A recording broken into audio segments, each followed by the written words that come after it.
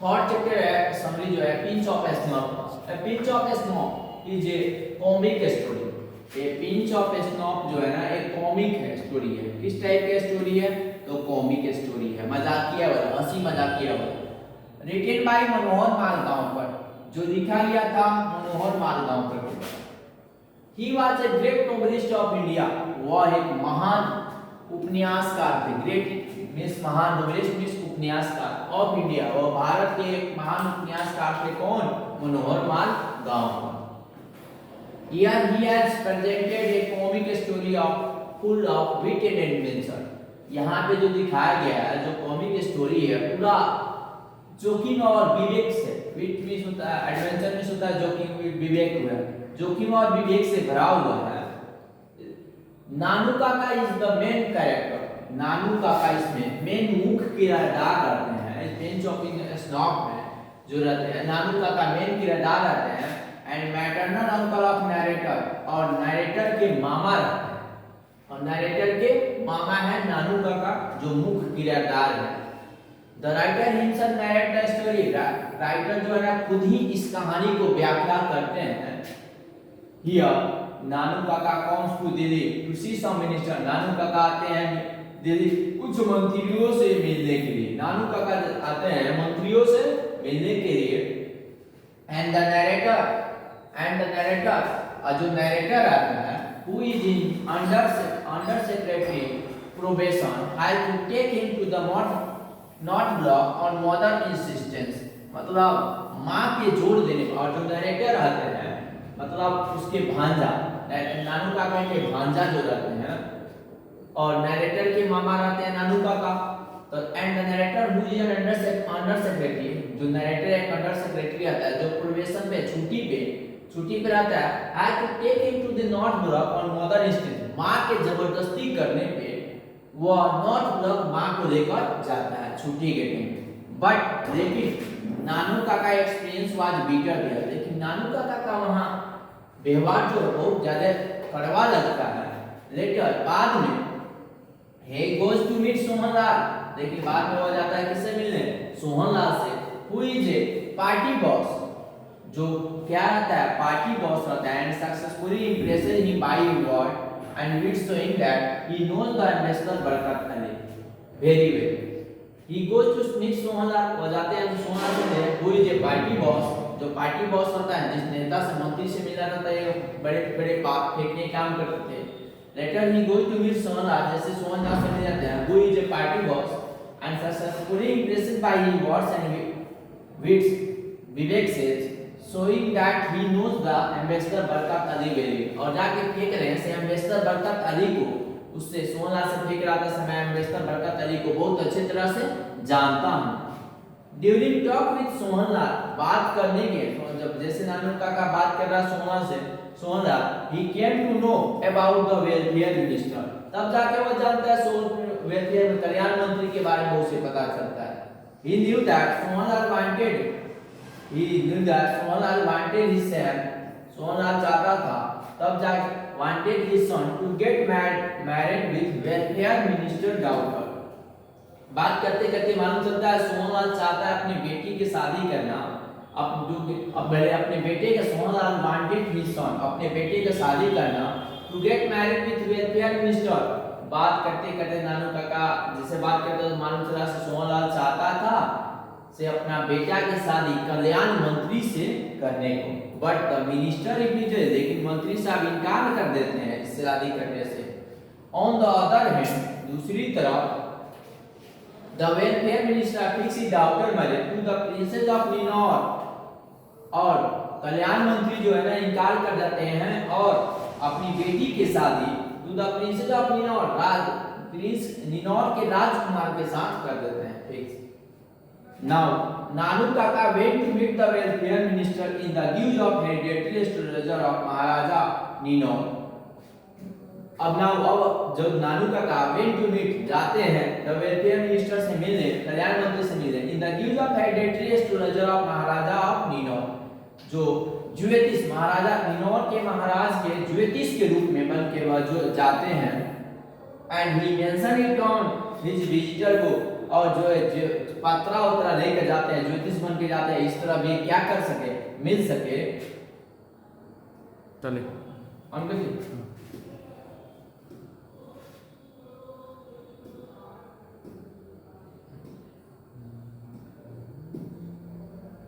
Now Nanu Kaka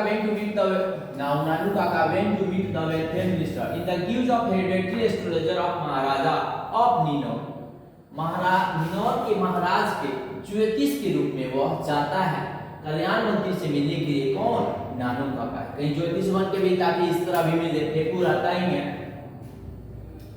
and he mention it on his visitor books, और he mention it on the visitor books, अपने पास पत्रा भी लेकर जाता है। As soon as the welfare minister come to know, जैसे ही वेलफेयर कल्याण मंत्री को मालूम चलता से आया है अबाउट दिस, उसके बारे में, he himself visits narrator home to meet नानू काका। वो खुद ही से दौड़े दौड़े आते हैं मिलने के लिए नानू काका फेंकू से। Finally this is an fantastic creation of Manohar Palgaon का एक शानदार, वास्तव में शानदार एक क्रिएशन है, वेयर जहां पे he has beautifully presented the character, जहां पे बहुत बेखूबी से कैरेक्टर को दिखा, गुण को दिखाने के काम किया है। it really leaves a genuine place touch on reader minds, यह वास्तव में जो पढ़ता है वो अपने तरफ आकर्षित करने के काम करता है, उन्हें उसके तरफ आकर्षण हो जाता है। क्लियरली से genuine place touch on reader में बेहतर आनंद आता है। और नेक्स्ट देख लेते हैं, आई have a dream. I have a dream का जो है प्रोज, इसका समरी क्या होगा, इसका समरी की बात किया जाए, समरी देख लेंगे। चौथा चैप्टर है,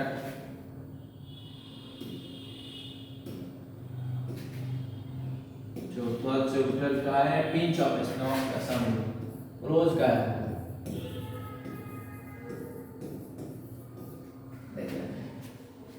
आई हैव ए ड्रीम की बात की है। I have a dream is a speech delivered by Martin Luther King ji.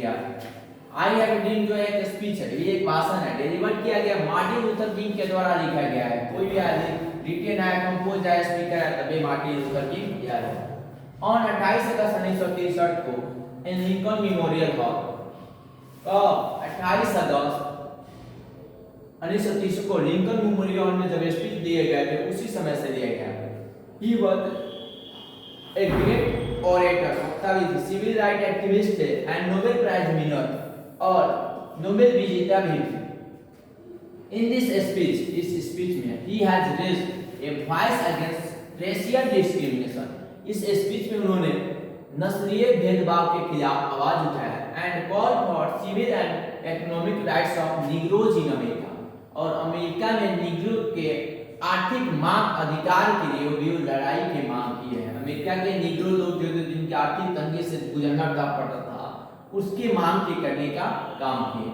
Welcoming to our delegate, स्वागत के बाद, Martin said that negro of America specially Alabama are still not free. Martin says कहते हैं Negro of America, America के जो Negro हैं specially Alabama, वहां का Alabama, are not still free, स्वतंत्र नहीं है। They are sweating furnace of injustice, जो तप रहे नाइंसाफी के भट्टी में, स्वेटिंग कर रहा है, तप रहे हैं इनजस्टिस, अन्याय की भट्टी में। अमेरिका कंसाइडर्स दे में बैड से एक बड़ा बुरा से प्रभाव पड़ रहा है। Even they are deprived of citizen rights, जो एक अधिकार नहीं मिल पा रहा है, सबको इक्वल ना मिला हुआ है। अमेरिका इस प्रोस्पर, खुशहाल है, बट दे आर पुअर, लेकिन बदहाल है। खुशहाल है लेकिन बदहाल है। Therefore today I have come here to raise a voice of for them, इसलिए मैं आया हूँ एक आवाज उठाने for them. We shall march ahead, आप लोग भी आगे आइए, and we won't sit back till they get the right parallel to white, और जब तक हमने गोरों के समान अधिकार नहीं मिल जाता, गोरों काले के भेदभाव नहीं हट जाता, जो हमारे अंदर भेदभाव किए जा रहे हैं, तब तक लड़ाई आगे हमारा पैर पीछे नहीं हटाएंगे।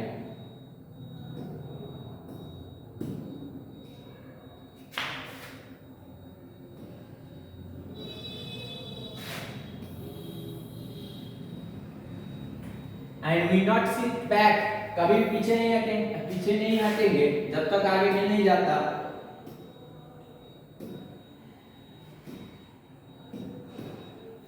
We won't sit back till they get the right party to act. जब तक वह गोरों के समान अधिकार नहीं मिल जाता. Until the justice rolls down like water and they get a room in hotel in towns. मतलब जब तक हम until the justice rolls down like water, जब तक इंसाफ की पानी ना बहने लगे, and they get a room in hotel in towns, और शहरों में हम लोग को भी होटल मिलने लगे, जब तक ना मिलने लगे, जब मिलेगा जब तक ना मिले तब तक मैं लड़ाई लड़ूंगा और आप लोग भी आगे आइए, वही बोले थे. And I request you to come ahead for them. इसलिए मैं आपसे विनती करता हूँ कि आप लोग भी आगे आइए, because all of our destiny tied together. लेकिन सबका भाग किस्मत एक ही से बंधा हुआ है, हम सब एक ही भाग किस्मत की लकीरें हैं. In spite इसके बावजूद frustration, Martin has a dream. एक सपना है. He dreams that the son of slave children and the son of their master will be sitting table of brotherhood together. मतलब उनका एक सपना था, गुलाम के बच्चे, slave गुलामों के बच्चे, and son of their master मालिकों के बच्चे will be sitting on the table of brotherhood together. मतलब एक साथ टेबल पर बैठ के जब तक खाने लगे तब तक नहीं खाने लगे तब तक मैं उनका लड़ाई लड़ता रहूंगा. गुलामों के बच्चे और मालिक के बच्चे, मैंने कोई भेदभाव नहीं, एक साथ बैठ के एक टेबल पर बैठ के भाईचारा बने रहे और बैठ के खाए. उन्हीं का एक सपना था. He dreams that his children would be identified. His dreams that his children would be identified not because of their skin color. ऐसा नहीं उसको आइडेंटिफाई किया जाए चमड़ा के रंग देख के, but because of their character, उसके कैरेक्टर से पहचाना जाए. उनका कहना था से चेहरा देखकर, घोड़े काले देखकर उसको भेदभाव नहीं पहचाना जाए, but because of their character उसमें देखा जाए गुण क्या है. He thinks that the freedom will ring from all the corners of America will be added. और मेरा एक सपना है जब तक the freedom will ring, मतलब चारों तरफ को अमेरिका के कोने में नहीं गूंजने लगे. He dreams that the freedom will ring from all the corners of America and there will be day. ऐसा होगा. मुझे सपना था से कोने में इस आजादी की गूंज गूंजे और एक ऐसा दिन भी आएगा.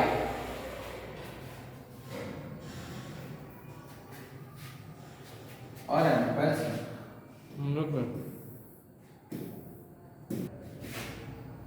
Okay.